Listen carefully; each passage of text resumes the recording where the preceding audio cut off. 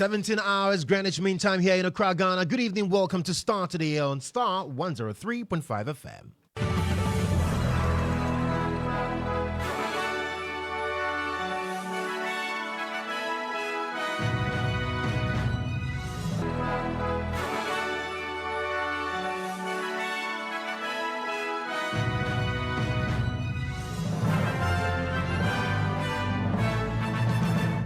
And coming up this evening, with barely 10 days to Ghana's most anticipated election day, we turn our spotlight to the cradle of premium education in the country, the Central Region, which has since 1992 has consistently aligned with the winning presidential candidates.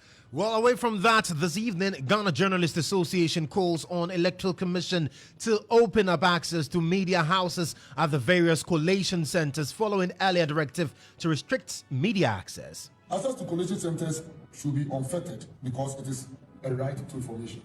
And anything which is an affront to access to information is an affront to press freedom and is an affront to our democracy. So they've made a genuine case. They have genuine concern. Meanwhile, the EC says it is in talks with the GJA and GIBA on the controversial directive to restrict media houses at coalition centers. 100 media persons in constituency A, 0 coverage in constituency 1, which is not. But it seems you are not agreeing with that. You are crying. And we said that, okay, Giba, DJ, let's meet and let us all discuss what will be the best for country. At the end of the day, we want the transparency to be there too. We want everybody comfortable to do his or her work. Well, tonight on Starr Today, we'll tell you how that decision by the Electoral Commission generated huge backlash. To determine which media house comes to cover a public election in the Republic of Ghana. That is not their mandate at all. They have no such power. I am urging them to withdraw that directive. If they don't withdraw this statement by Friday, I may have to go to court. And later, parliamentary stalemate lingers on as Speaker Bagman declines move to recall the House, insisting he will only do so after the upcoming December polls, as former President John Dramani Mahama backs NDC caucus parliament's decision to stay out of the House until the general elections are over. 12 days to election. We see NJ campaign, Nembra Parliament. NDC Parliament via. Well, we have details of the Speaker's memo addressed to the Leader of Government Business, plus hear from a parliamentary expert who says he's not surprised at the Speaker's posturing. We have details of these and more on the bulletin, which is live here on Starr 103.5 FM. Stay with us.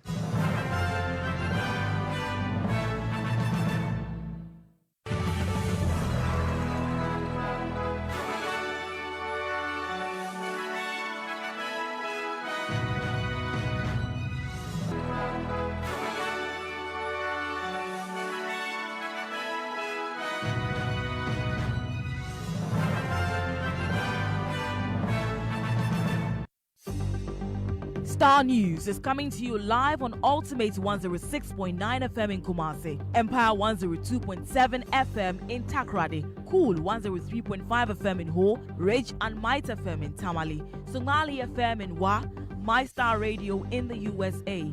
Also live on Facebook on Starr 103.5 FM and on starfm.com.gh around the world. This is Starr 103.5 FM. Grateful for your company this evening and welcome aboard Ghana's most comprehensive news analysis program. Starr Today here on Starr 103.5 FM.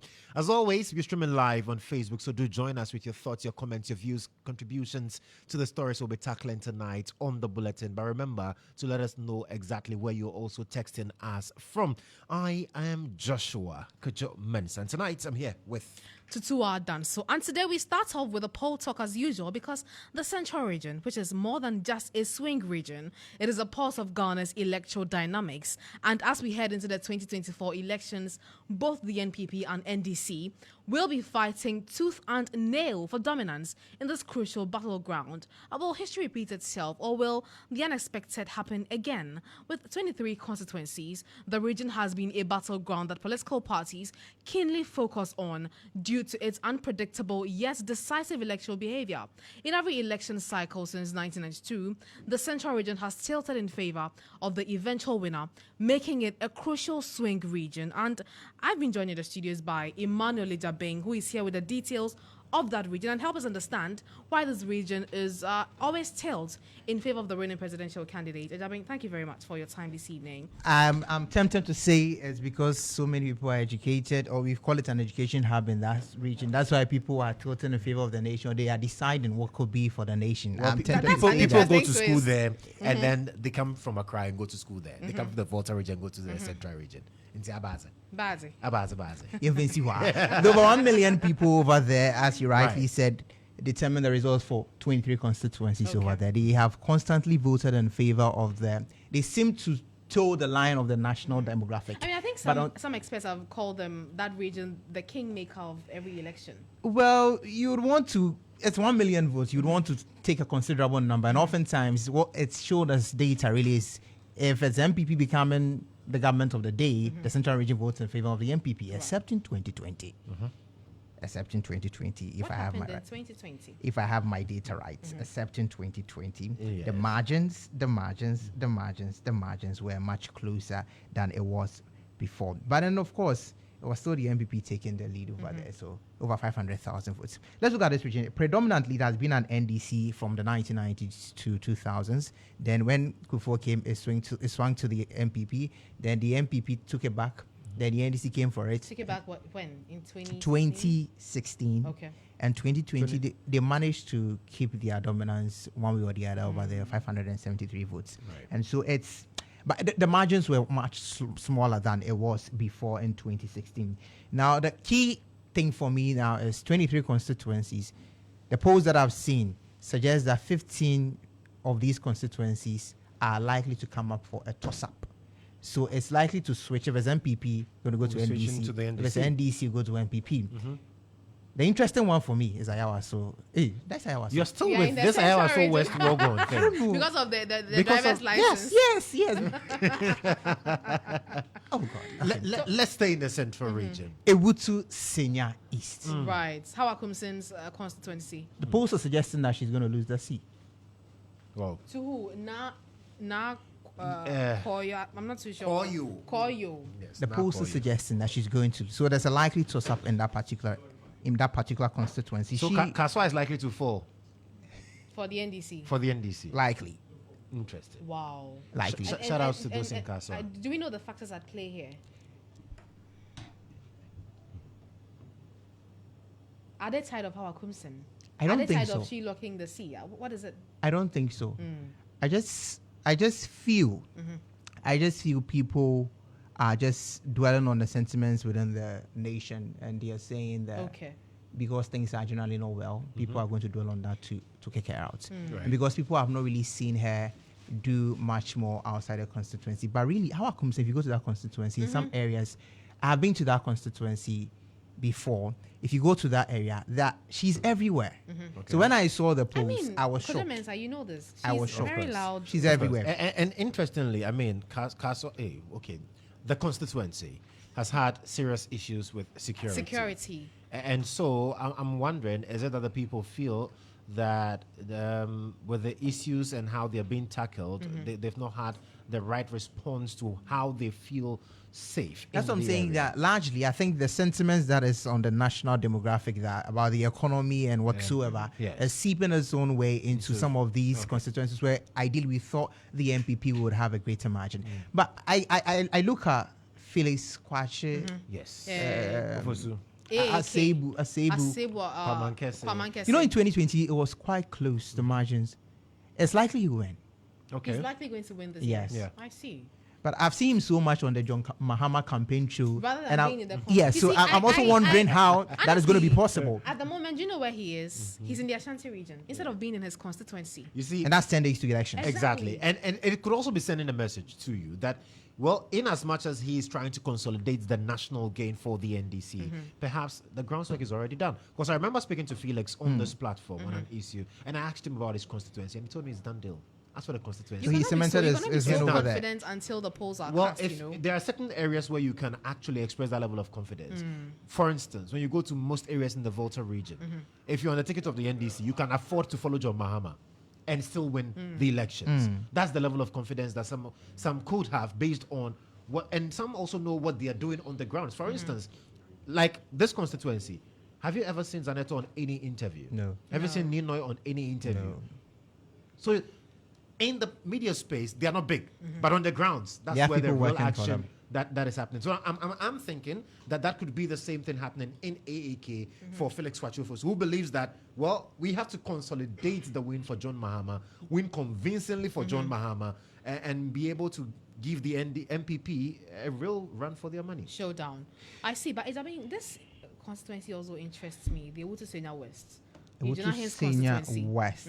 That particular constituency, there's also likely to be a toss-up. It is currently with the NDC. Yes. It's likely going to favor Yes, you. that's Hannah. Giselle. Yeah, that's Gisela. Hannah's sister, Yes, right? Yeah, yes. she took it from Georganda. Yeah, so there's likely to be a toss-up Wow. back to the MPP. You interviewed her. I did. There's likely to be a toss-up back to the And she was MPP. so confident. But I'll be concerned for the MPP if I were their strategist, because from 19, let me just get the figures right. From 2004, where they had the largest margin, they had over 78,000 difference between them and the NDC. They have dropped to 2022 around 41,000. So although they may be making some inroads in the region, they are losing their momentum over there. Right. And I do not know for 2020 if the Jane tickets made some difference. I know we are going to have a conversation shortly, but I want to find out briefly from you, Ijabing. Are we going to see is Ket and Blouse parted in that region? Oh yeah, it will largely? happen. It will happen. I see. Oh, it will happen. Well, It will Thank you happen. very much. I look at a Interesting. constituency of the majority leader, Yeah. and they'll Avenue vote for him. But as to whether they'll vote for the man New on top, Patriotic Party. is a big question. Right. Yeah, Thank you very much, Ijabing. Well, Emmanuel Ejabin there with the data on poll talk. But let's get on the phone lines and speak to a political analyst, and he's also a senior lecturer at the University of Cape Coast, Dr. Jonathan Asante-Okyere. Doc, thank you so much for joining us this evening. So really, the central region, people have described it as the region that gets to decide who gets to be president. What are the dynamics there? Well, I think them giving first of all, the dynamics over here, they are multifaceted. You cannot really pinpoint or place the finger on one. But the point is that if you take out the northern region, if you come to the middle and the central, and then as well as the southern part of the country, central region of the poverty index level in terms of the highest poverty level. And so what that means is that you find yourself in an area where if government interventions and policies tend to reduce poverty, then obviously they will side with you. But if it does not, then definitely they will turn their backs against you. That is how I see it. So you have a mixed population. If you come to those in the coastal areas, you will see that you have population that is quite dense in those areas, and poverty is really, really on the high side when you go to those areas.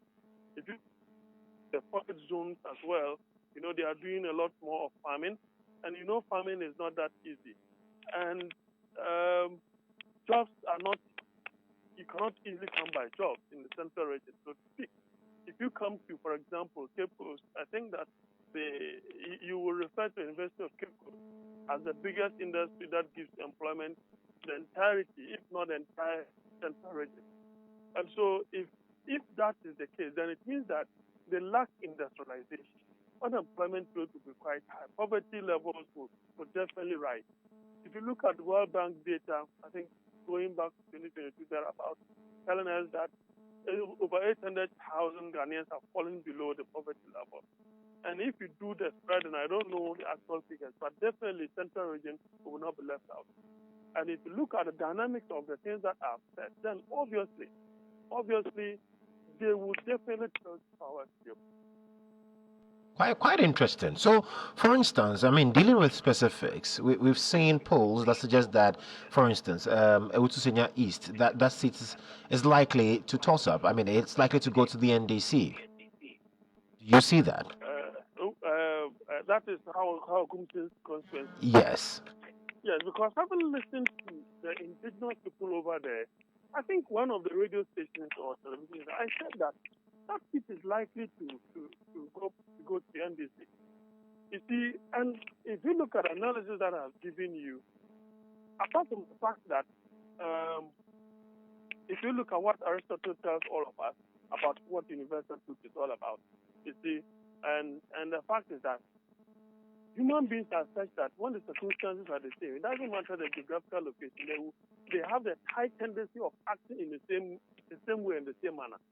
And so if in the U.S., they look on the economy, immigration, and other important, dynamics or motivation to take a decision to bring back Trump, and the economy which is worse here, I don't see how the trend will be different. The trend will definitely not be different. If not similar, it will not be different. And so that particular seat that you rightly mentioned, I have already mentioned that long ago, some days back, that it is more likely to go to the NDC or to the opposition. And that said, that will not be the only one. I mean, there will be, if for example, 2020, I thought that the NPP when people were able to win the Cape Coast South. But they were not able to do so because the candidate has not been that popular. I found out that he's quite arrogant, he's disrespect, and that is something that they used against him. And Mr. Ricketts won again. Now, if you look at the trend that is coming, it is more likely to maintain that particular seat because there is that wind of change blowing across the globe. Finally, I want people to understand that post-COVID management economy have not done really well, especially the leaders. And that's the more reason why you saw what happened in the UK and what happened in the US. Ghana, I don't think will be an exception. Interesting. Well, Doc, if you could just reposition yourself, there are some crackles in your line there. But let's look at Ewutu West, because one of the things that is also being said is that it's likely to flip from the NDC to the NPP. Now, remember, in the last elections, the NDC won by a margin of about 3,000. But what we are being told now, according to the polls, is that even though there is a wind of change generally, Ewutu West is likely to go to the NPP based on the candidates involved. West, is it that of Eugene? Yes, with Gisela Teteagbutui. Well, I have not. I will have to check the document or the data over there. If Eugene is able to win, but that is where what's the name? A plus is also going off. That is where what? A plus. Or he's no longer contesting. A plus. Yes, as an independent candidate, I'm not. Let me quickly cross-check that because I know of Eugene, and then quickly. So we'll quickly cross-check that. But you think if A plus is in that race, he's going to cause an upset there?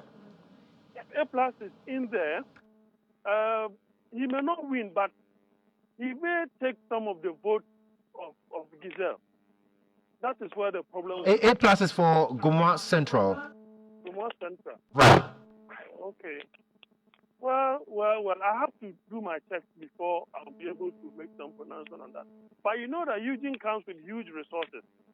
The Giselle, that family equally have the wherewithal. I think that at this point in time, that particular competition will be a tough one. Don't forget, he contested her in the previous elections, which he lost. Unless if the indigenous people, if the constituents decide that, look, he's part of the baggage of the president and the vice president, then he doesn't stand a chance of winning. People will just use anger and irritation to vote against him, irrespective of the kind of intervention he would have sent there. Apart from that, people may also assume the view that, okay, well, he's for a safe haven, knowing very well that his government is likely to lose the national election. Therefore, why should we give him that particular seat? It's not as if he really, really cares about us. It is just a safe haven that he's looking for. Some of these things could easily militate against his chances.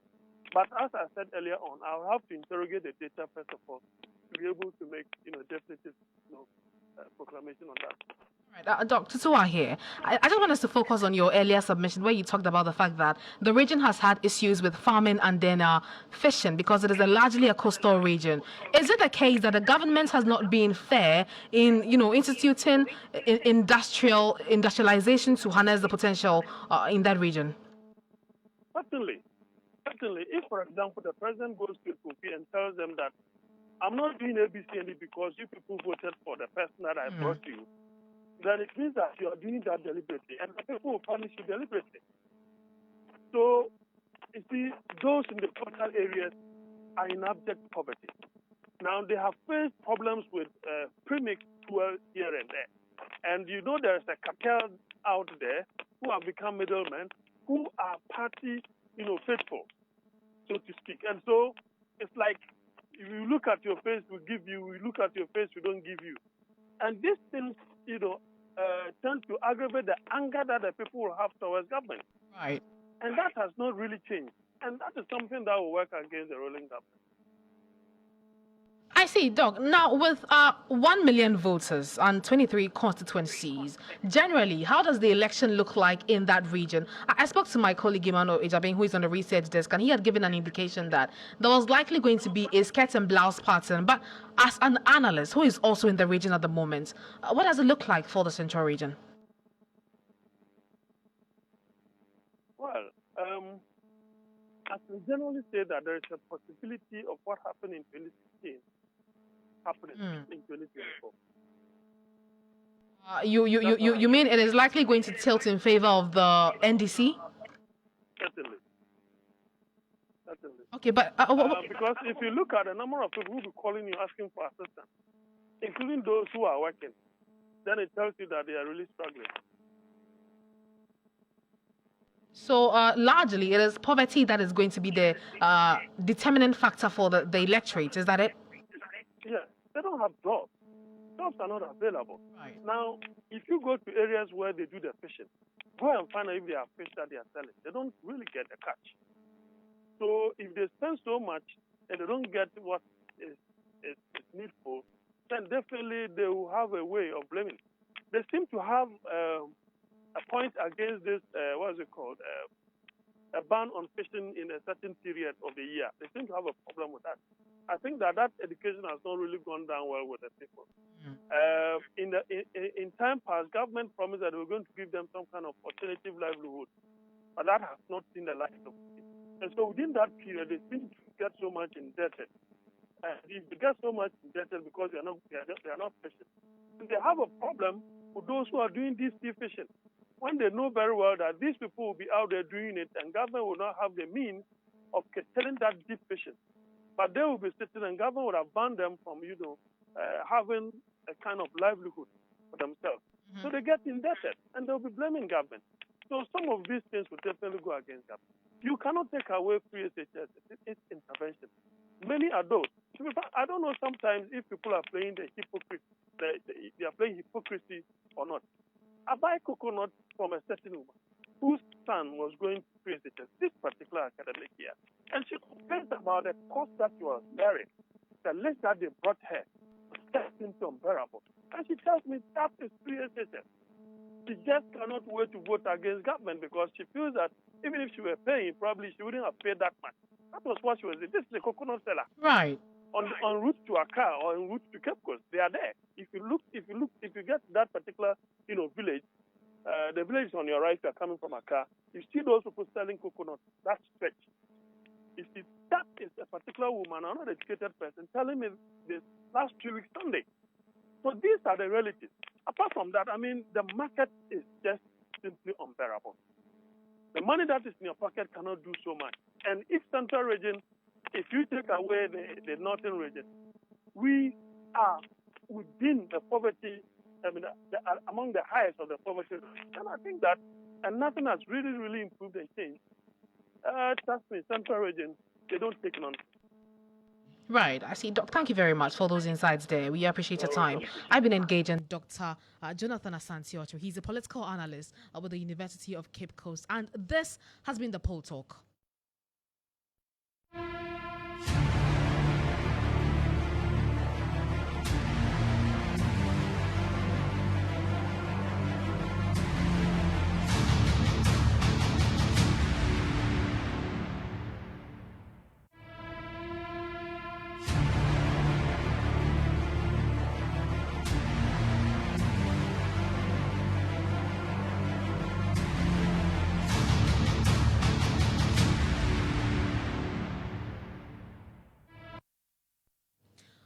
So I was here with Emmanuel Ijabi and then Joshua Kodjo Mensah to explore chances of the political parties in the Central Region for the Poll Talk. Tomorrow, we return with another region that will interest you. So you may want to stick and stay, but we have a lot more stories for you on the bulletin after this break.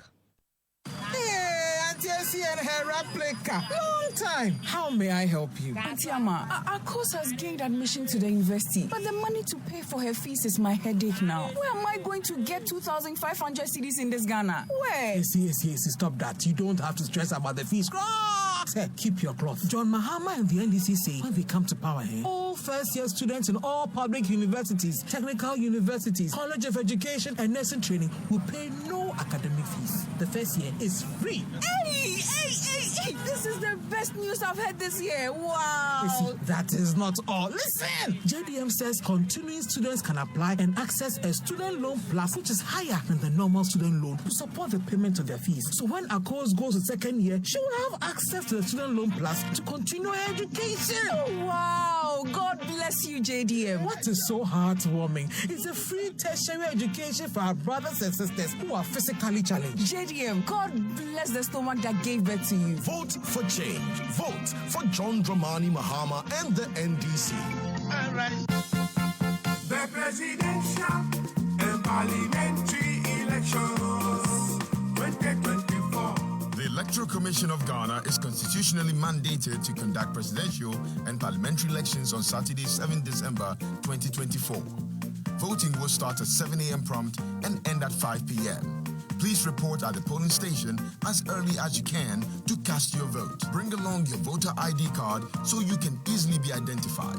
Even if you don't have your voter ID card, still go to the polling station. A name reference list officer will check your particulars in the names reference list. A verification officer will verify your identity as a registered voter with a verification device. You will be issued a presidential ballot paper.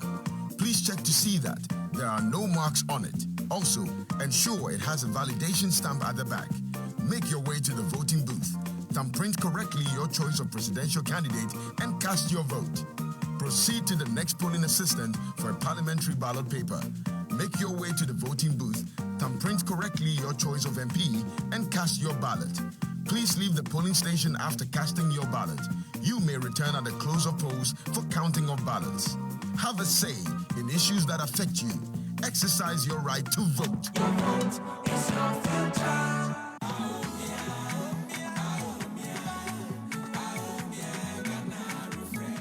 From the classroom to the lab, from the village to the city, the NPP's commitment to education is building a brighter Ghana. Free SHS isn't just about free tuition, it's an investment in Ghana's future. We have topped it up with free TVET and STEM education, skilled graduates, innovative thinkers, and a thriving economy. That's the promise of free SHS. 3 of my cousins have benefited from free SHS since 2017. One has graduated and is in nursing training. The other 2 are also in the university. I'll vote number 1. I'll vote for Baumia on December 7th. We are building a better tomorrow through education. Vote NPP.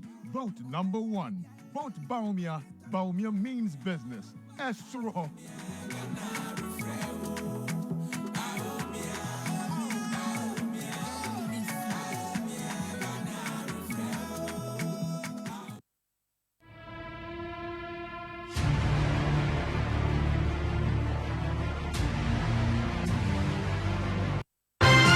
Starr today. First, fast, and credible. You're welcome back from the break. This is still Starr today here on Starr FM. I am Tutuwaa Danso. So let's now talk about one of our leading stories this evening. And the Ghana Journalists Association has called on the Electoral Commission to open up access to media houses at the coalition centres during the elections. You recall that the Commission in an earlier statement indicated that only 8 media outlets would be allowed into constituency coalition centres, while only 12 media outlets would be allowed into regional coalition centres. Well, the Electoral Commission has, however, backtracked on this controversial plan to cap the number of media houses permitted to monitor election coalition centres nationwide. But before we hear from the plea from the GJA president, let's hear from the MP for South Dai, Nelson Efia, who described the EC's decision as illegal and a violation of the Constitution.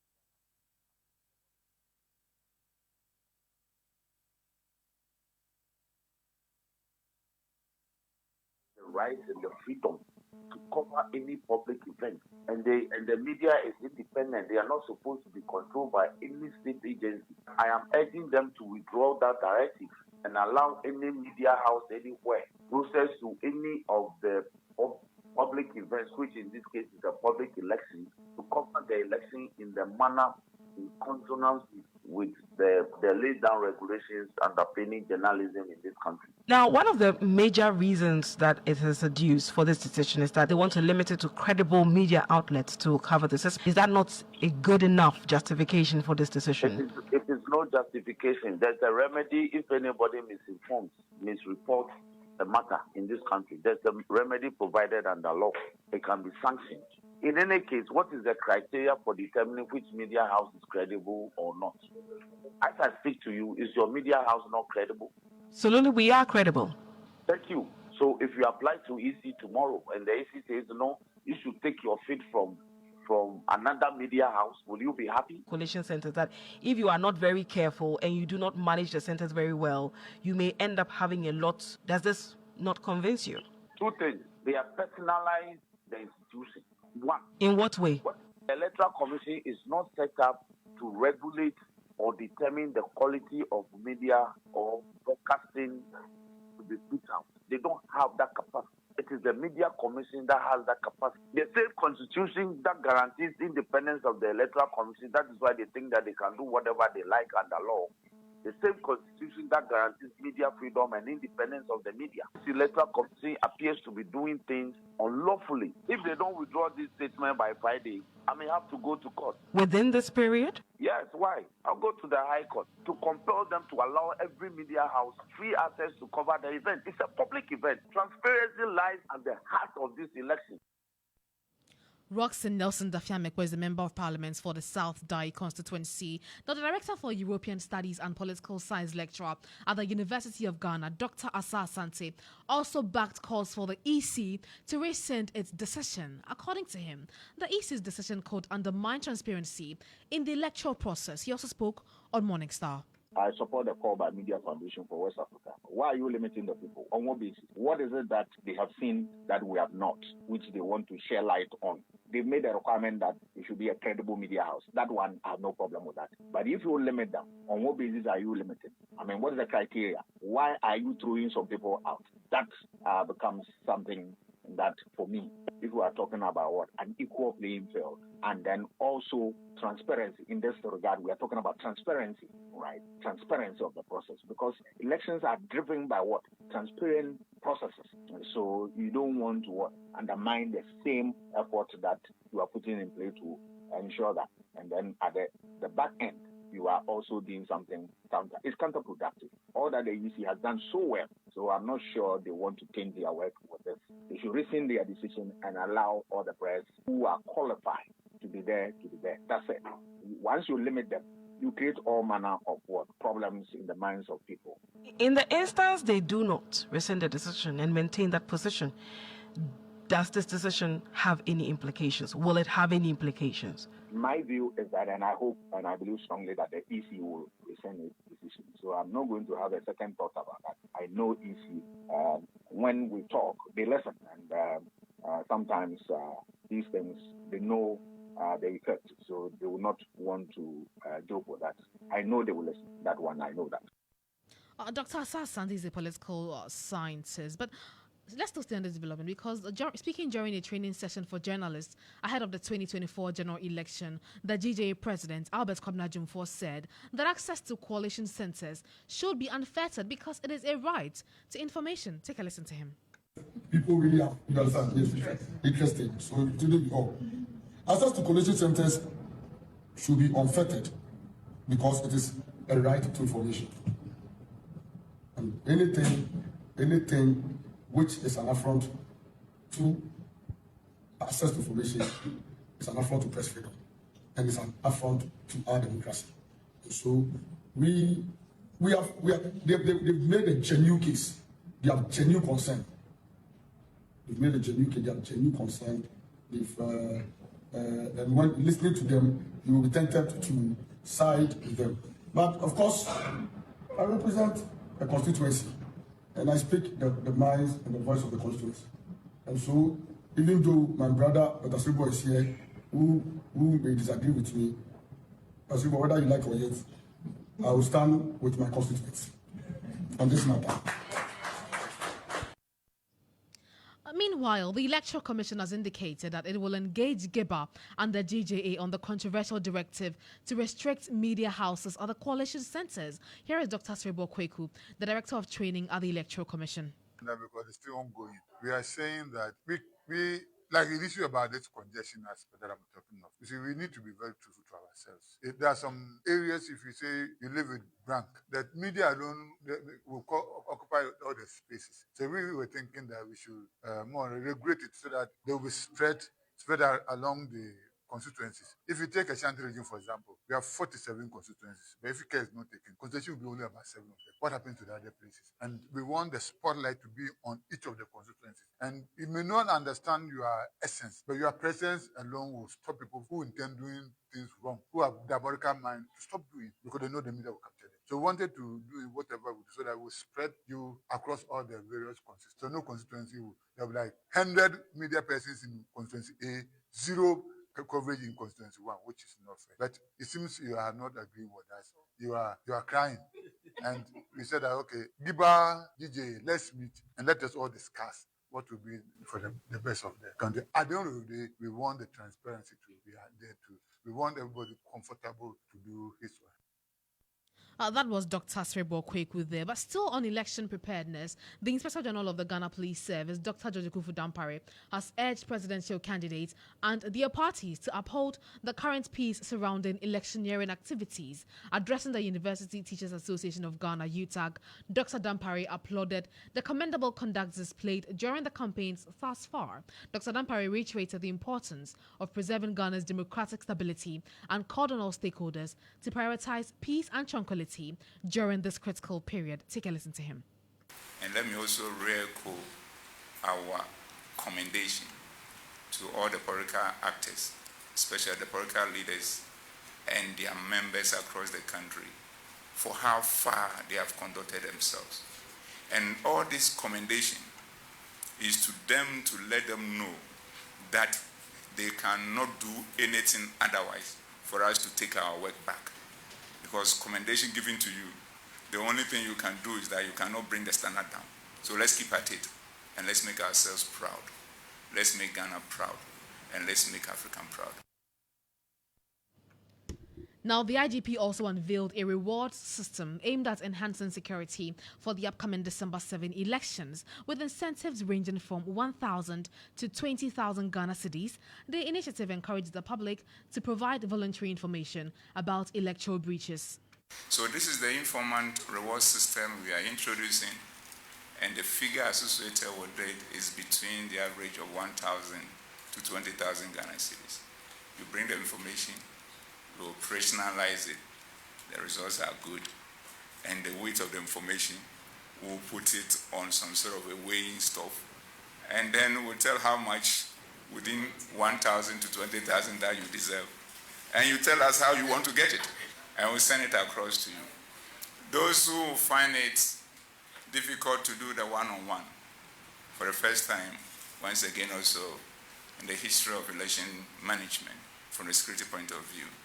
We have introduced a toll-free number for that purpose and for the purpose of anybody who wants to share information with us. And that toll-free number is 0800 311 311.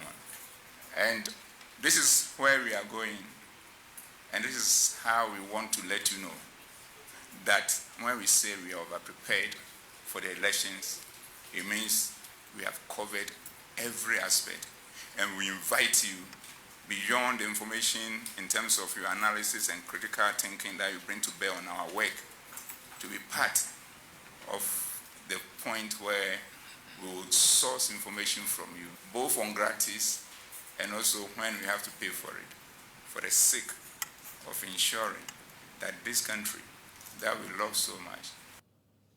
Dr. George Kufu-Dampare is the Inspector General of the Ghana Police Service. Now, the Military High Command has also refuted rumors about the deployment of soldiers to polling stations during the upcoming elections. A representative of the Chief of Defense Staff clarified that military presence will only be stationed near approximately 1,000 identified flashpoints and potential hotspots ready to support police operations if necessary. Brigadier General Kwekudakwa Hagen, speaking on behalf of the CDS during the meeting with the UTAG at the police headquarters, assured the public that the military intervention at the polling stations would only occur upon police request to prevent disruptions and maintain order. We are mindful of the fact that some section of the population is apprehensive of military personnel taking part in the election. I want to clarify that the election is primarily being handled by the police service and other security service and the Ministry of Interior. They are the people you'll be seeing at about 40,000 polling stations. You will not see military personnel like me at the polling station. So please be rest assured that we shall not be there. However, we've identified with the police service and electoral commission about more than 1,000 flashpoints and possible hotspots. These will be under our synostia, and then we are going to have personnel there. We will not intervene in anything until the police service requests or asks us to assist. That is when it is anticipated or it is felt that they needed some extra assistance to get things running. That is where you'll be seeing us. But even there, to be brief, I want to assure everybody that we are humane as you are. We are not going there to molest anybody. Point to notes. And so look at my posture. That is the same thing you'll be seeing with others. But I want to say that if things get out of hand of the police service, the prisons and others, and we need to restore life to normalcy, should the military be called, we are not going to treat people with kid gloves. We are going to be humane, but then we may use some small energy to get things done. Other than that, be rest assured, we are working with law and order. We've given operational order to all the three. The country has been divided into three sectors. That is Southern Command, headquarters in Accra, Northern Command, headquarters in Tamale, and Central Command, headquarters in Kumasi. They've been given appropriate orders, specifying occasions where there could be breach of peace. So they are very conversant with whatever they are doing. They've done some training and rehearsals. Thank God we have been given some small logistic support. Thankfully, on the 7th, we shall have good election. We are going to ensure that before, during, and after elections, there will be peace. You're still listening to Starr Today. We'll take you live to Parliament after this break.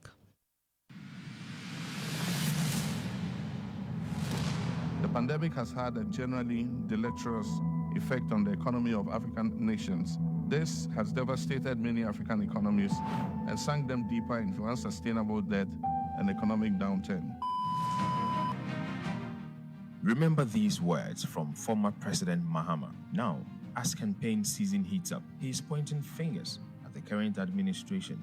Is this not for political gain? Ghanaians deserve genuine solutions, not mere propaganda. We've faced global challenges together. Let's seek a leader who offers plans and progress, not just critiques. Let's build Ghana up, not tear it down.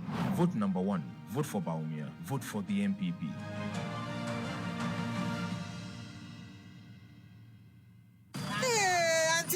Her replica. Long time. How may I help you? Auntie Ama, our course has gained admission to the university, but the money to pay for her fees is my headache now. Where am I going to get 2,500 cedis in this Ghana? Where? Yes, stop that. You don't have to stress about the fees. Hey, keep your cloth. John Mahama and the NDC say when they come to power here, all first-year students in all public universities, technical universities, college of education, and nursing training will pay no academic fees. The first year is free. Hey! This is the best news I've heard this year. Wow! You see, that is not all. Listen! JDM says continuing students can apply and access a student loan plus, which is higher than the normal student loan, to support the payment of their fees. So when our course goes to second year, she will have access to the student loan plus to continue her education. Wow! God bless you, JDM. What is so heartwarming? It's a free tertiary education for our brothers and sisters who are physically challenged. JDM, God bless the stomach that gave birth to you. Vote for change. Vote for John Dramani Mahama and the NDC. All right.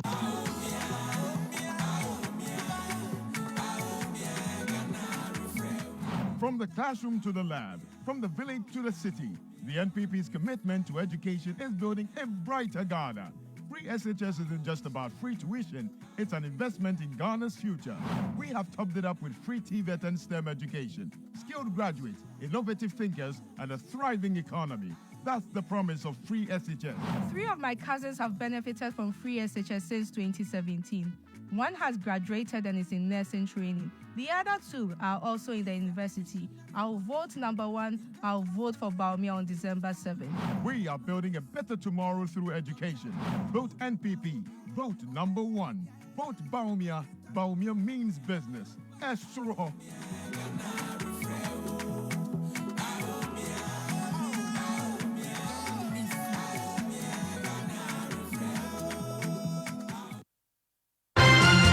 Starr today. First, fast, and credible.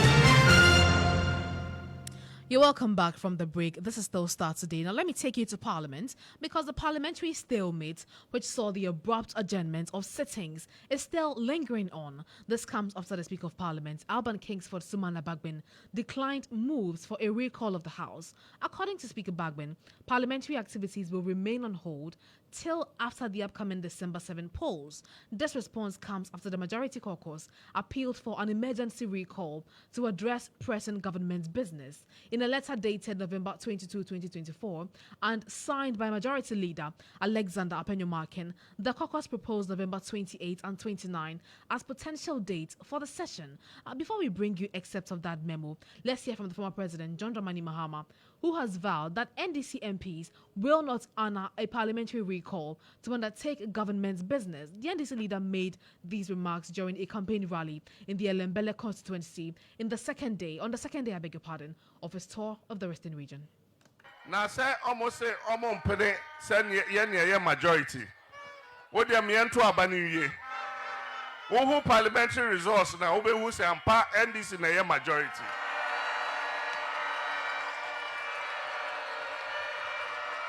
Na achro say yembra parliament embetra say enhwehwe enyoma mu 12 days to election we see enjoy campaign yembra parliament omo de omo pa omo ko NDC yenko parliament bia ye to abani wie na omo hu omo smoothness level a ehon ye be bie parliament no nye na yakọ. That was the flag bearer of the NDC, stating categorically that his members in Parliament will not return to Parliament for a recall proposed by the Majority Leader, Alexander Apenyomarkin. But however, Mr. Bagbin, in a memo to the leader of the government business, Alexander Kwame Apenyomarkin, noted that the House will resume sitting after the elections to complete all essential matters before a seamless transition to the 9th Parliament of the 4th Republic of Ghana. Let me take you through excerpts of the memo, and it says that I write in response to your memo on the above subjects, and the subject here is request to recall Parliament to consider outstanding public business, which was received at the office of the Speaker on Friday 22nd, 2024. At a time I was out of office to honor an invitation outside Accra. Your memo calls on me to exercise my discretion pursuant to orders 57.3 and 58(4) of the Standing Orders of the House to summon the House to sit for 2 days, that is Thursday and Friday, that is the 28th and 29th of November 2024, to consider 22 items, all of which are referred to as either outstanding public business or urgent government business. Honourable Leader, as you may be aware, the performance of the functions of Parliament and the duties of members of Parliament extends beyond the plenary sittings of Parliament. Again, as you are aware, the parliamentary calendar acknowledges election campaigns periods. This season is for governments, parties, and both presidential and parliamentary candidates to present their manifestos to the people and to account and justify how the mandates given them by voters for the 4-year term of office has been applied to the benefit of the people.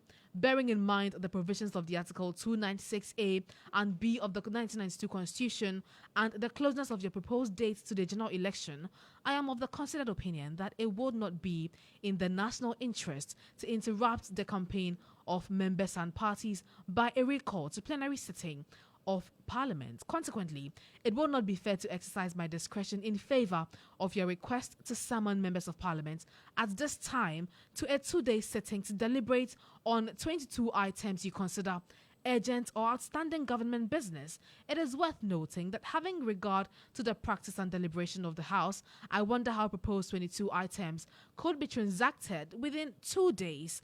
I accordingly suggest that government prioritizes these businesses together with others not captured by your memo for consideration after the conduct of the general elections on the 7th December 2024. The House will resume sitting after the elections to complete all essential matters before a seamless transition to the 9th Parliament of the 4th Republic of Ghana. The national interest would better be served if members exhibit conduct of honor, empathy, and humility in the performance of their duties. In the circumstances, I am neither inclined nor disposed to exercise my discretion in favor of your request. This is a memo to the leader of the government business, Alexander Apenyomarkin. Starr Today. First, fast, and credible. Let's get some responses on the back of this and engage the Executive Director for the Parliamentary Network Africa, Sami Obeng. Mr. Obeng, thank you very much for your time. First of all, I want to pick your initial reaction to the memo written to the leader of the majority.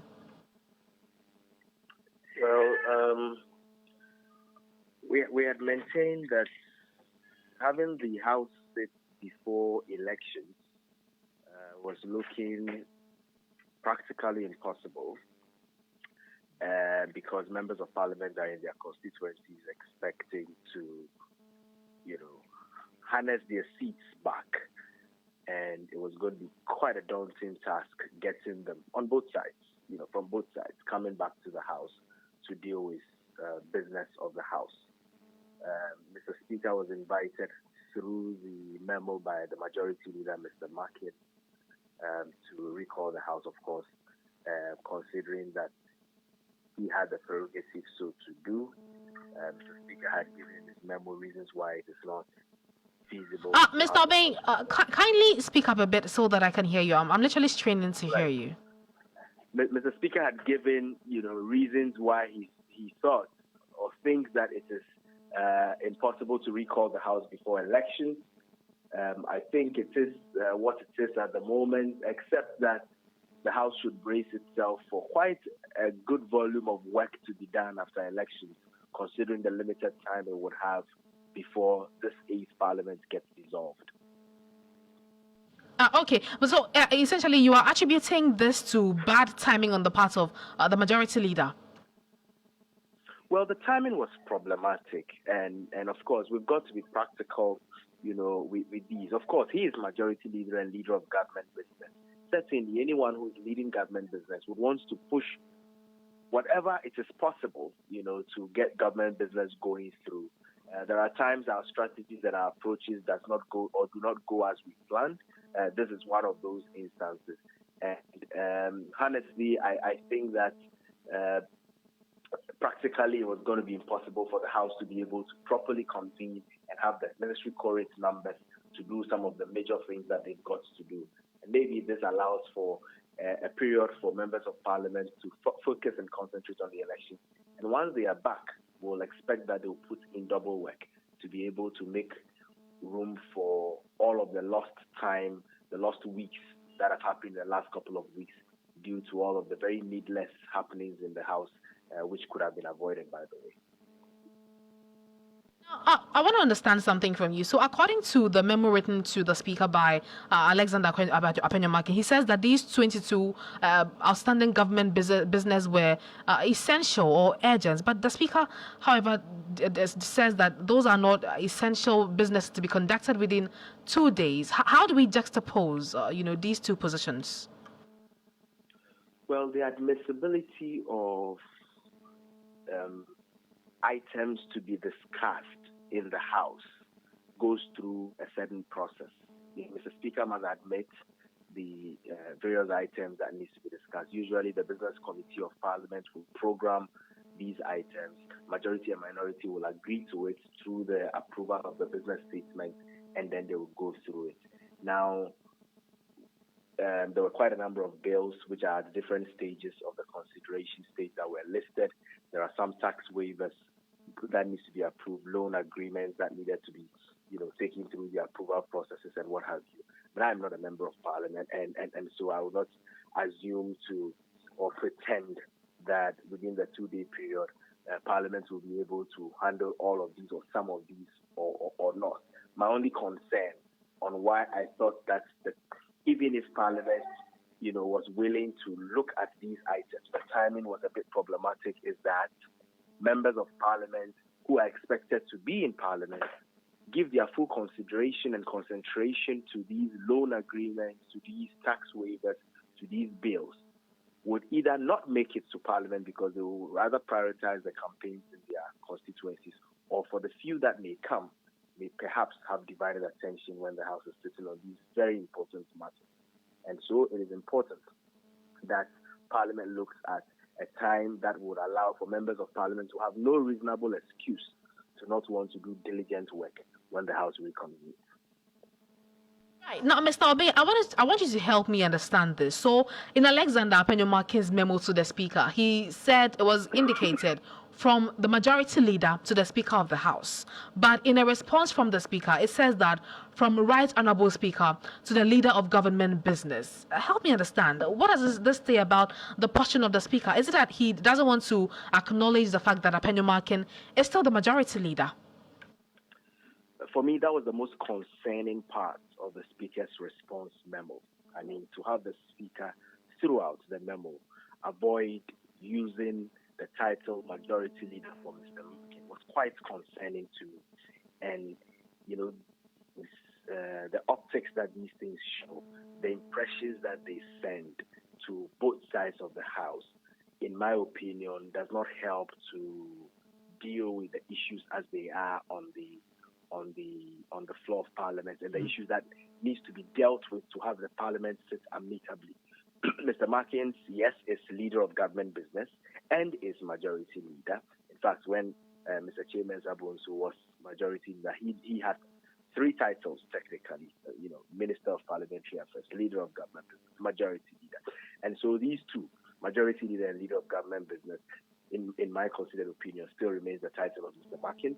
And to have the Speaker clearly avoid using these titles, I'm sure the Speaker may probably have a good reason for that. But this was the most concerning part of the memo for me. In the main address line of the memo, he refers to him as leader of government business. In the body of the memo, he refers to him as a honourable leader.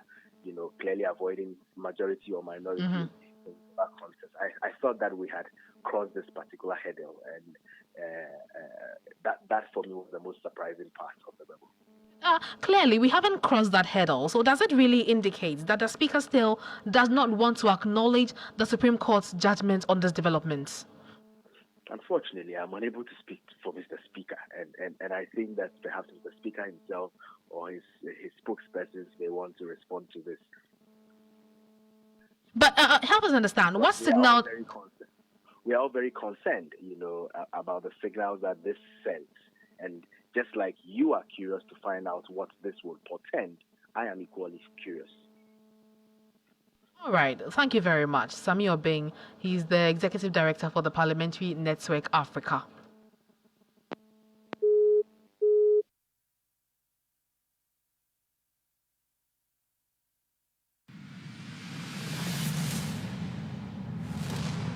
pandemic has had a generally deleterious effect on the economy of African nations. This has devastated many African economies and sunk them deeper into unsustainable debt and economic downturn.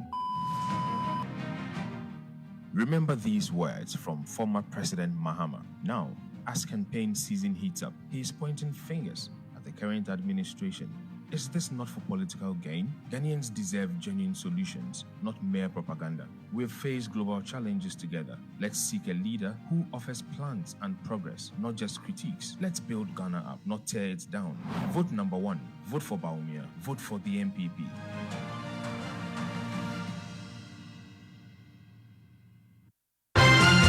Starr today. First, fast, and credible. You're welcome back from the break. Up next on the broadcast is the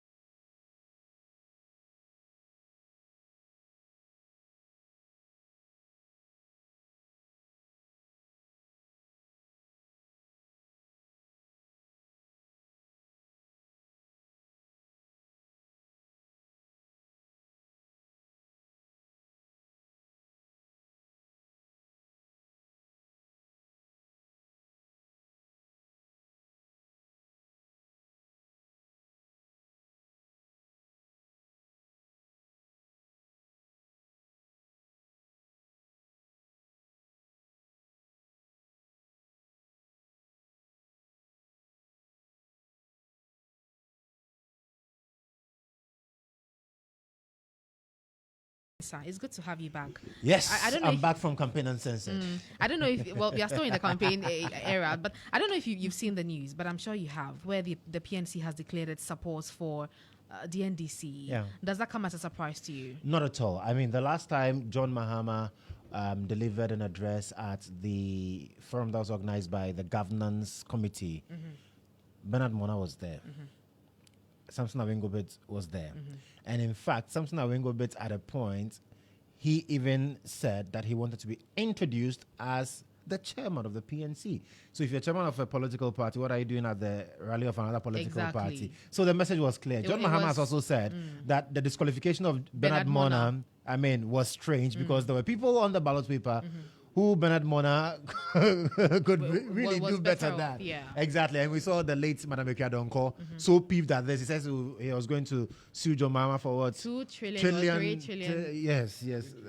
But seat number so. But that was it. So I'm not surprised at all. In fact, I would have been surprised if this had not happened. So it's quite good that we have something that we can go bit on the phone line. So tell us more on their decision. Thank you very much, Samson, for joining us here on the bulletin. Help us understand, why did you decide to give John Mahama a boost by supporting him for the upcoming December elections? Well, thank you very much. And thank you for your listeners. Kindly speak up for me, Samson. Yes, I'm speaking up. I'm saying that the PNC is a political party that the 2024 election is a very crucial role that the PNC will have to play. Remember that the PNC filed a presidential candidate to contest for the 2024 general election, and were disqualified in September. We went to the High Court, we lost the case. We went to the Supreme Court, we lost the case.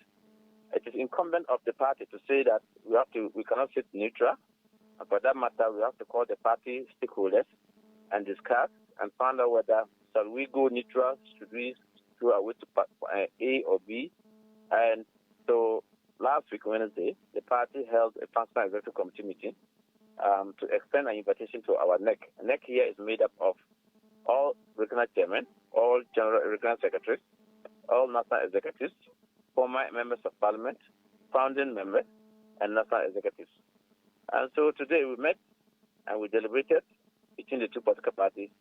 And at the end of the day, the party has taken a firm decision that as an opposition political party that wanted to usher out the new patriotic party in their government, the only way to go is to go and support the main opposition political parties and their presidential candidates, especially the former President Mahama, for the general 2024 December 7th election. We have, however, also used the opportunity to appeal to the NDC rank and file that PNC have also filed about 26 parliamentary candidates. Wherever on the December 7th our parliamentary candidates are, we also appeal them to vote for us to be in parliament. Then wherever the NDC parliamentary candidates are, which PNC do not have parliamentary candidates, we encourage all PNC members to vote massively for John Mahama and the president and their parliamentary candidates for the 2024 general election. But wherever PNC has a parliamentary candidate, we entreat that all PNC members should vote massively for our parliamentary candidate and vote massively for the NDC presidential candidate. So in this declaration, it is only for the presidential candidate for the 2024 elections. Wherever we have a parliamentary candidate, we encourage our people to vote for our parliamentary candidate. But wherever we do not have parliamentary candidate, and of course, as we know that we're disqualified, is vote massively for the Mahama and vote for his parliamentary candidate. Okay, but there are other political parties clearly. Why did you choose the NDC out of the lot? Well, the NDC is the opposition political party, just like the PNC it is, which the PNC voted or elected for a president candidate, a very young, dynamic man to take over the realms of this affairs of this country, which we were disqualified at the EC. We also believe that the NDC and the PNC have some similar ideologies. We also believe in the policies of the National Democratic Congress, President Party, and their presidential candidate. The message that they are sending, that is what Ghanaians are looking for. Jobs every day, every now and then. You and I'm sure Tutuwaa, you get calls from relative friends and schoolmates that they need jobs because they know that you are working at IFM and GH Media. I can tell you the GH1 TV. GH1 TV, yes. At the same thing that we are getting calls all over the country asking for jobs and everything. And they are good jobs. So the only person who wants to bring 24-hour job for the people of Ghana, as you can see, the business community are all complaining. The exchange rate is killing business community, taxes and left and right. And so I can tell you that even some organizations have wound up because they can no longer stay with this hardship. So the only thing that, and we can read the mood.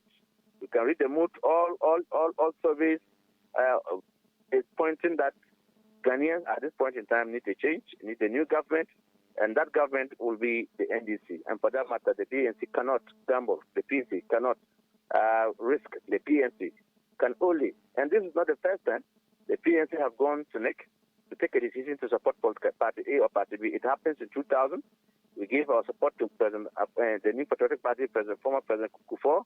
It happened in 2008. I think some at NEC level we could not agree, come to consensus like we did today.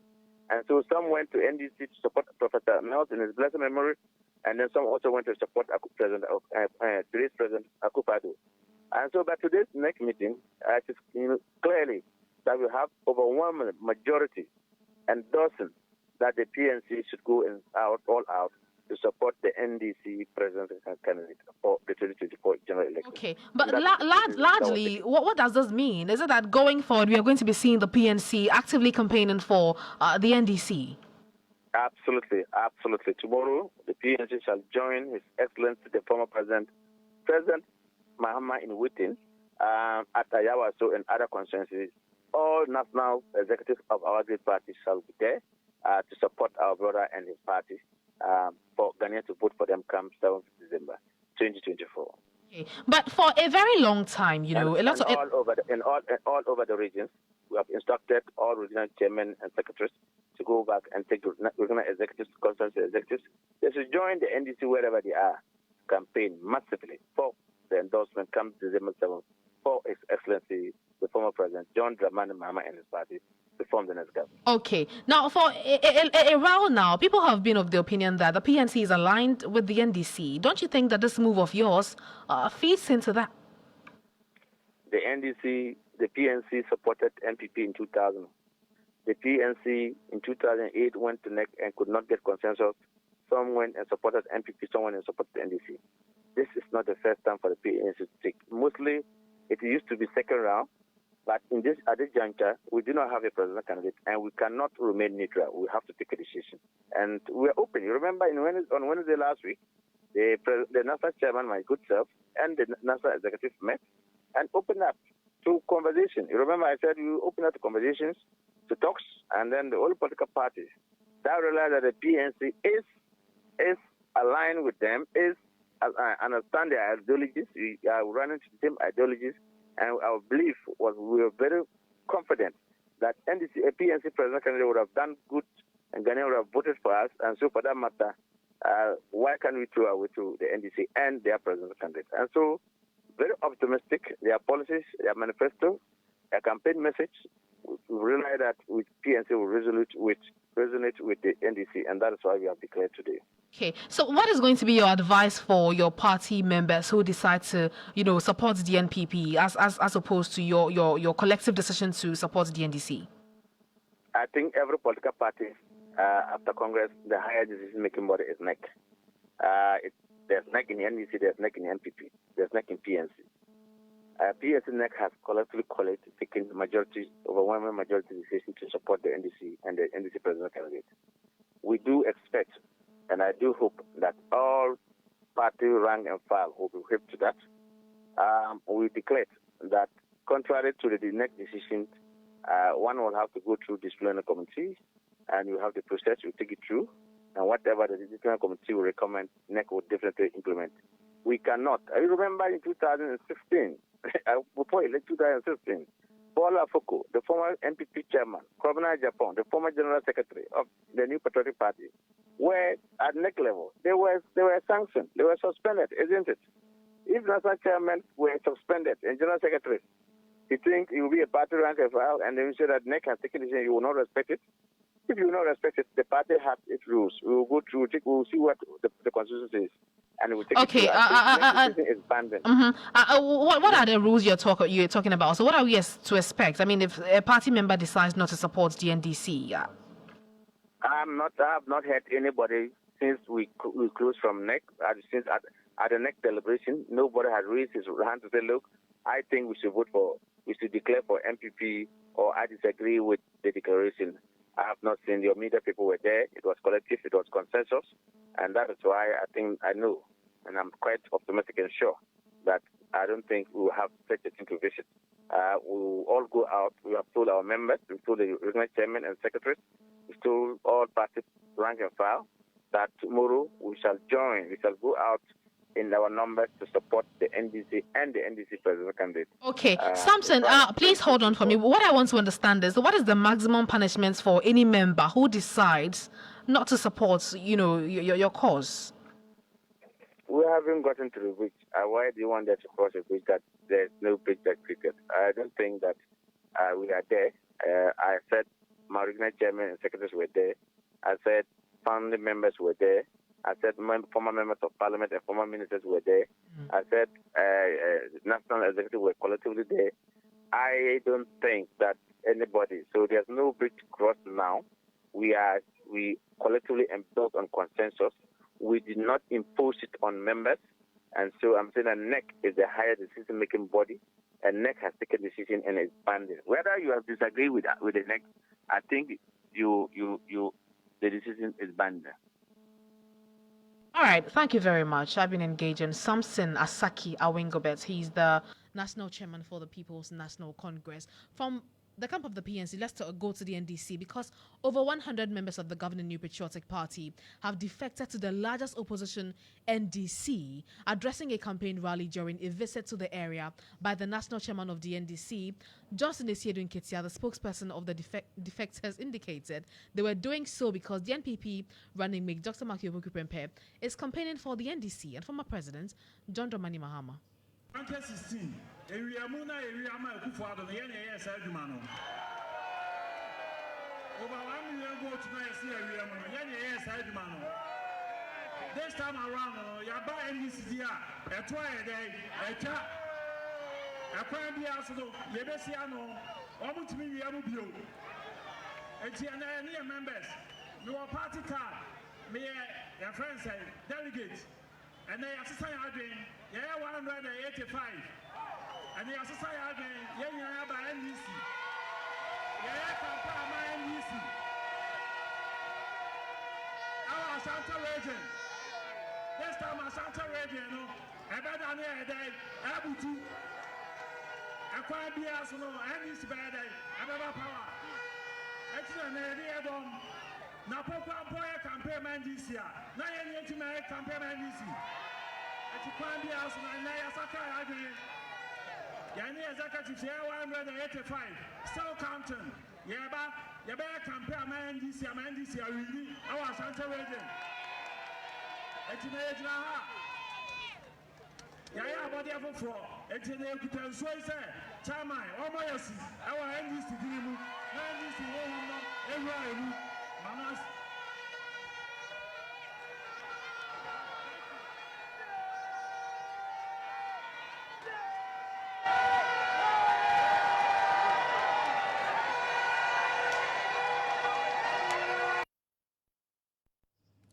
Well, these are the constituents of Mensah South who have defected to the NDC. They say that Yambo miss because of my body for Kodjo Mensah. Interesting. But I mean, as the peak of the campaign season, so you would expect some of these things are expected. Exactly. I mean, people would move from one party to the other, aggrieved members, concerned members. So much will happen. So who are these concerned members? Because their reason is quite funny that they believe Dr. Makiyobuku Prempeh is campaigning for the NDC. Exactly, and they love him so much that when he's seen campaigning for the NDC, they cannot go contrary to what. I mean, these people are from his constituency, Dr. Opoku Prempeh's former constituency. So they love Napo. They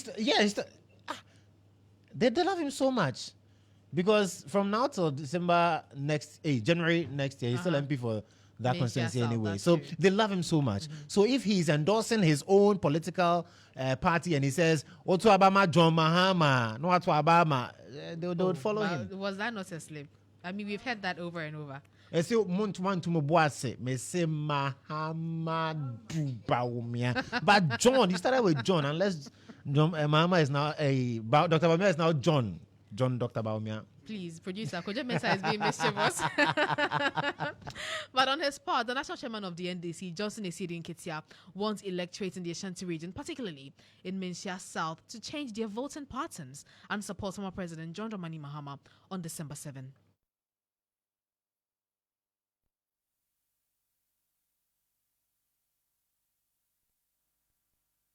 The climate crisis.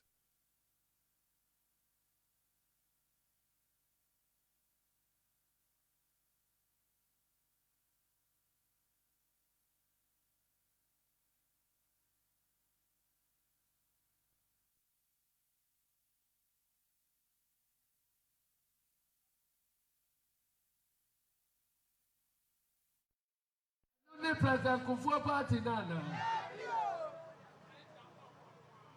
Eti abusiafo me amejira hai.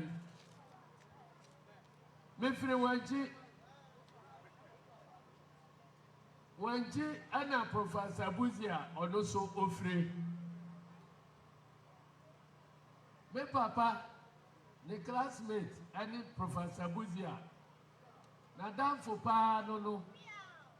Enti bra obeye na manyo semui na papa di na chipa media kuma ba ko ya de na to Buzia ya friend ya Buzia menene na one Christ abre ya jira ha kase media hai me MPP national chairman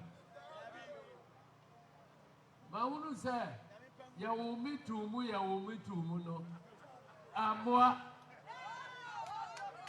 enti ba bia me ya wo metu ya no masori afiri ho enti ba bia ya wo to ya se honye na ho hyehyew na odadamu a wa mfa wadwene anya adwuma eyedu sabudim se Yesu kura ya wo no wonyambuo mu na wonyiri ya odadwambuo no mu akosi se wo wansori afiri ho wansisa nade adanti na uti Aston, I say, you will meet to move into a one now better. I just say, one for us in the man. Let's move from the camp of the NDC and go to the camp of the NPP now, because former President John Agyekum Kufuor has expressed worry at attempts to gag him and other statesmen from commenting on national issues. The former president recently came under heavy criticism for his endorsement of NPP flag bearer Dr. Mahamudu Bawumia from Alan Tremantin, who recently defected from the NPP. When I'm going to be a statesman. Unga nipa de woko enmuna nkokra bom kra no wona nanka fi wa beni wa punu pa aso se asaba na mesbet ma no kotu kakra se yi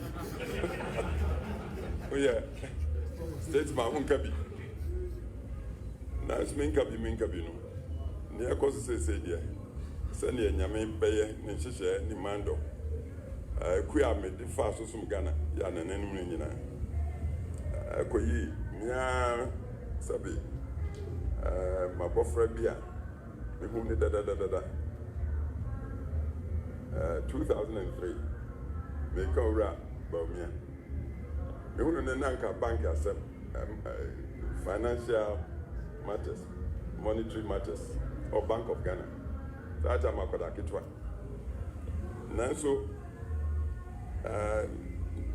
wo yibibi samre no aba mi mi sasa akoda no wadachi no koso sumuye ya premier mabam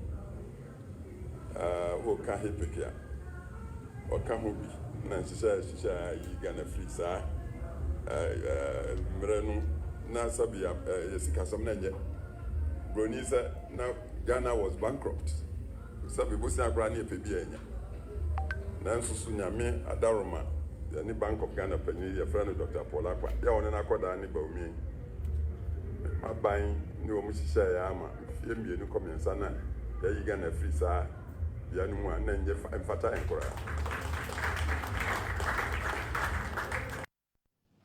So that's former President John Agyekum Kufuor there. He says he doesn't want to be gagged. You know, he and other statesmen, they don't want to be gagged from commenting about national issues. Yeah. But we've seen that he's campaigning for the NPP. Do you think it will make any difference? I mean, well, he's Kufuor. He's a respected member of the party, and even beyond the party, he's really respected. And that's why Alan Chamatin was pained. You know, you could tell the pains in his heart. You had evidence that he was pained? Oh, he was pained. He was pained. In his heart. Have you ever seen Alan speak that way? Ever? Privately. Oh, you've seen, hey, Tutuwaa, you've been meeting Alan privately. I don't meet him. Hey, Tutuwaa. I don't meet him. Well, I mean, people have heard.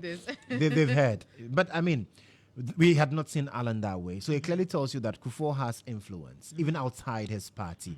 During the 2000 campaign, before he became president, 2004, the campaign was Bema Tinting, you know, like, yeah. Even though when you come to La, they were adding other things that I can't say on air. Tell us. I won't tell you. There's a reason why I can't say it on air. You understand? Let me put off your mic so you tell me. but basically, he has that. And even after Kufuor being president, I mean, yes, we saw when Jerry John Rawlings was alive, he met people. People went to him. Kufuor, former president. You've seen the kind of people who have always trooped to go and see Kufuor in one way or the other. So the influence of Kufuor cannot be overlooked. And I feel that now the party has decided to deploy Kufuor to where they feel that there is so much weakness. Which is the camp of Napo. But even with that, we have seen that people are defecting. Oh, as for those ones, very soon, don't worry. By tomorrow, you see another group defecting from NDC to NPP, and they'll tell us that they believe strongly that they've backed the wrong horse all the while, and it's normal. It's normal in this season. But as it stands now, the NPP, I think they've decided that you cannot allow Kufuor to be on the fence any longer. Kufuor, we need to see you actively to whip up support. Maybe if Napo sees you around, he will not say certain things because he realized that opinion will hurt. So I think it's a strategy that might work, might not work. It all depends on how people receive it. But basically, I think it has an impact one way or the other. Okay. Let's still stay in the NPP because the Director of Communications of the party, Richard Ehiagba, says the party's bold solutions is a superior alternative to any other political party in the country. Highlighting key achievements of the NPP flag bearer, Richard Ehiagba expressed confidence of a one-touch victory for the NPP and called on Ghanaians to show up in their numbers on election day to vote for the NPP. Ladies and gentlemen, that the New Patriotic Party's candidate, Dr. Mahmoud Bawumia, will win a first-round victory. We in the NPP are humbled by this widespread embrace of Dr. Mahmoud Bawumia's bold solutions as the best way forward for Ghana. We entreat voters nationwide to turn out in large numbers to give Dr. Mahmoud Bawumia and the NPP the mandate to implement the policies we have proposed in our bold solutions for job and business. Today's briefing comprises 5 themes. 1, economic recovery and growth, educational skills and development, agricultural development, social interventions, and access to healthcare. Ladies and gentlemen, Dr. Mahmoud Bawumia has been described variously, but most importantly as a generational thinker and a doer. We have all observed how he's distinguished himself as the vice president in the last 8 years. That is why, as a vice president, Dr. Mahmoud Bawumia has led over 30 projects which has been implemented successfully. And chief among these projects are the National Identification System. It's a Ghana card. This afternoon, I think much later yesterday, as I was having a conversation with some friends of mine who were telling me about how Nigeria is also venturing into the National Identification Card in the mold of what we have done here in Ghana. Richard Ehiagba is the Director of Communications for the governing New Patriotic Party.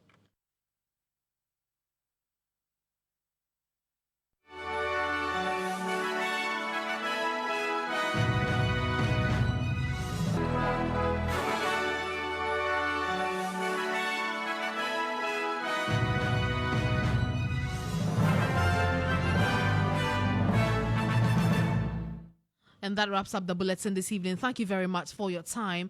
For more news updates, please visit starfm.com.gh. I am Tutuwaa Danso. This bulletin was produced by Eko Anan and Benjamin Saki, and I was here with the superstar Joshua Kodjo Mensah. Have a good night.